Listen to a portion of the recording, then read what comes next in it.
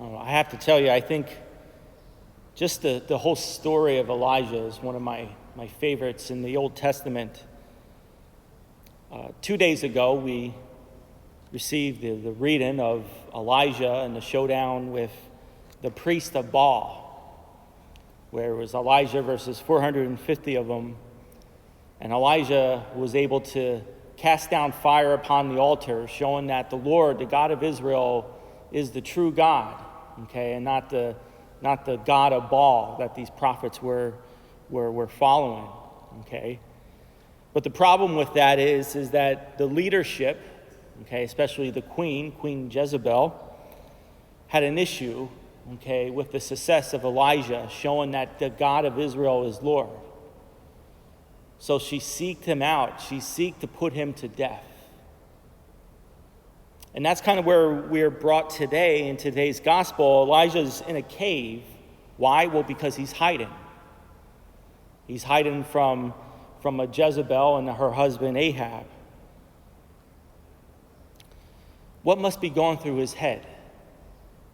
What is he thinking? Here he's a prophet of the Lord, and look where it's got him. He tells God, okay, at the end of the first reading, I have been most zealous for the Lord, the God of hosts. He's done everything right. He's had a zeal for the Lord God.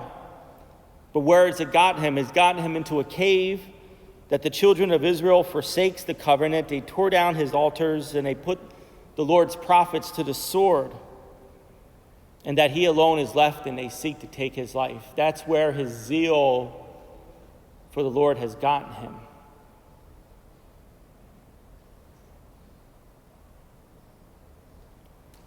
What's interesting about also this first reading is how Elijah encounters God.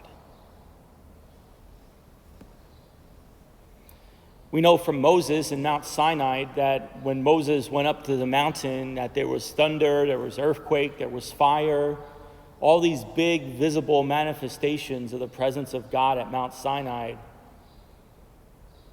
But the Lord also tells us that he can come to us in other ways.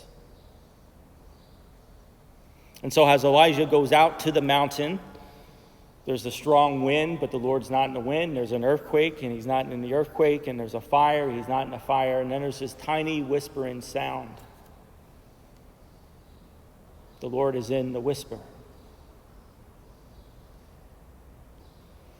See, when we fight and struggle for the gospel, when we try to be zealous in our faith, sometimes we look for big, visible manifestations of God's presence among us. We want a sign.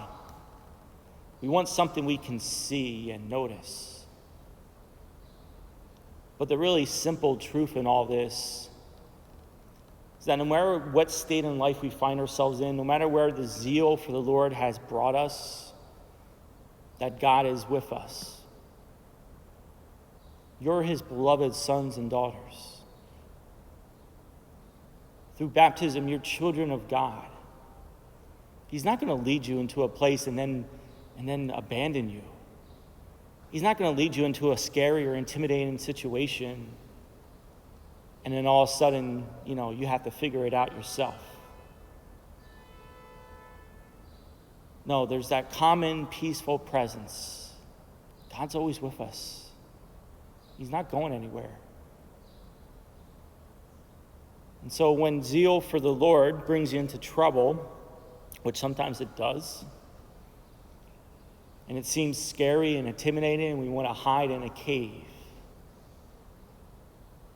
know of the Lord's loving presence, his loving glance, that he knows you, he's with you, and he will bring you through whatever situation you happen to find yourself in.